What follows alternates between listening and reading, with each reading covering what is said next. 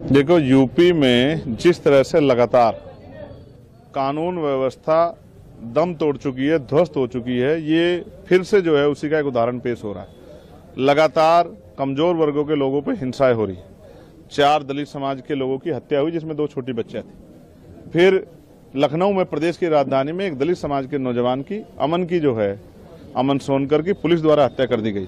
और अब बहराइच की घटना, मुझे जिस व्यक्ति की जान गई है उसके लिए मुझे मेरी संवेदना, उसके परिवार के लिए, और जिसने ऐसा किया। मैं आपसे कह रहा हूं कि अगर इतने बड़े नेता की, उद्योगपतियों की सरेआम हत्या हो रही तो क्या कानून व्यवस्था है? फिर मेरे जैसे गरीब के बेटे की तो कभी भी हत्या हो सकती है। जो संघर्ष कर रहे हैं उनके साथ तो कुछ भी हो सकता है। तो मैं तो आपसे कहूंगा कि ये सरकारें लॉ एंड ऑर्डर में फेल है, और जिन भी सरकारों में हिंसा हो रही है उन सभी सरकारों को अपना आकलन करना चाहिए कि वो कहां खड़े, उस पर सख्त कार्रवाई हो। लेकिन हम इस बात को भी इग्नोर नहीं कर सकते कि जिस तरह से जानबूझ के, इस तरह से गाजियाबाद के जरिए या किसी और जगह से, जिस तरह से एक समुदाय को उकसाने का, भड़काने का, सड़कों पर लाने का प्रयास किया जा रहा है, और लगभग इस बार तो जो है वो सफल भी हो गए हैं कि हिंसा जो है जिस तरह की होती दिखाई दे रही है, मैं इसका कड़े शब्दों में जो है इसका विरोध और निंदा करता हूं। लेकिन मैं मुख्यमंत्री जी से पूछना चाहता हूं कि ये कैसी सरकार है जिसमें कानून व्यवस्था पटरी पर नहीं आ पा रही।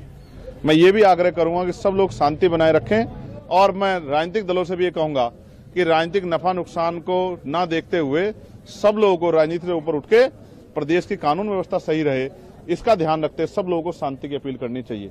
लेकिन मैं इसके साथ साथ उत्तर प्रदेश के मुख्यमंत्री से भी ये कहूंगा कि उनको आज राजधर्म का पालन करना चाहिए और अपराधियों पर सख्त कार्रवाई करनी चाहिए, और कानून व्यवस्था जो है वो बहाल हो, असुरक्षा की भावना खत्म हो, और प्रदेश में और कहीं हिंसा की आग न जाए, इस बात का ध्यान रखते हुए सख्ती से कार्रवाई करनी चाहिए, जिससे कि आम जन अपने आप को सुरक्षित महसूस करें। अगर मुख्यमंत्री राजधर्म नहीं निभाते तो हमें मानना चाहिए कि ये सरकार का फेलियर तो है, और ज्यादा उम्मीद सरकार से हम लोग नहीं कर सकते।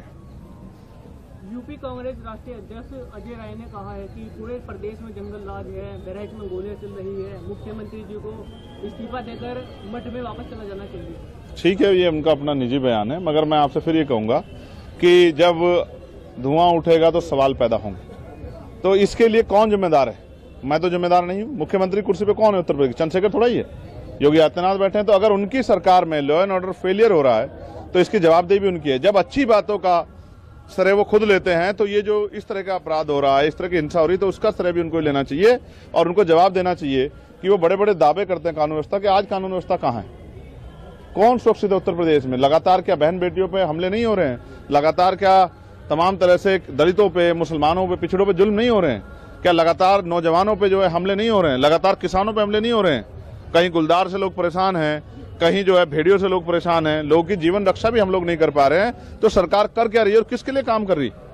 मुझे बड़े दुख के साथ कहना पड़ेगा, उत्तर प्रदेश में जो सरकार है मौजूदा, उसकी संवेदनशीलता जो है वो मर गई है, जिसका खामियाजा उत्तर प्रदेश की जनता को चुकाना पड़ रहा है। मुख्यमंत्री राजधर्म निभाएं और सख्ती से निभाएं, और जिस तरह की उद्दंडता करने वालों पर सख्त कार्रवाई करें, जिससे कानून व्यवस्था बहाल हो।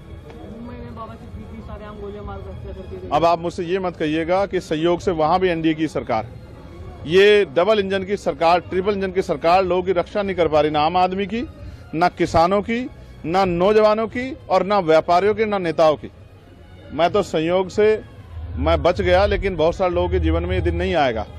तो आपने देखा किस तरह सरेआम हत्या हुई, धमकी देके। तो इस पे जो है ये